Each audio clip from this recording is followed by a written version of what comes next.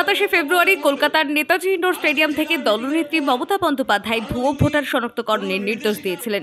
এরপর ইসলামপুর ব্লক তৃণমূল কংগ্রেসের সভাপতি জাকির হোসেন তার নিজ বাসভবনে কর্মীদের নিয়ে বৈঠক করেন। তিনি সহকর্মীদের নির্দেশ দেন 7 দিনের মধ্যে ভোটার লিস্টে কোনো ভুয়ো ভোটার আছে কিনা তা শনাক্তকরণ করতে হবে। এরপর তৃণমূল নেতা তাদের হাতে আজ অঞ্চল ও বুথ ভিত্তিক ভোটার লিস্টের তালিকা তুলে দেন।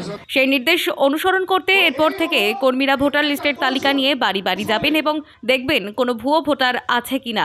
এ সম্পর্কে ব্লক সভাপতি বলেন, হরিয়ানার ভোটার মুর্শিদাবাদের ভোটার লিস্টে পাওয়া গেছে, তার মানে বাংলায় বিজেপি এই ষড়যন্ত্র করার চেষ্টা করছে। তাই আমরা আগাম আমাদের সতর্ক করেছেন, সেই মতো আজকে আমি মিটিং ডেকে ইসলামপুর ব্লকের প্রত্যেকটা বুথে ভোটার লিস্ট স্ক্রুটিনি করে দেখে তার রিপোর্ট দিতে বললাম। আগামী 7 দিনের মধ্যে যদি কোথাও কোনো ভোটার লিস্টে ভুতুরে ভোটার নাম থাকে তাহলে সেটা যাতে আমাদের জানায়, আমরা জেলাতে জানাবো এবং জেলা রাজ্যে জানাবে, রাজ্য তার বিরুদ্ধে ব্যবস্থা নেবে।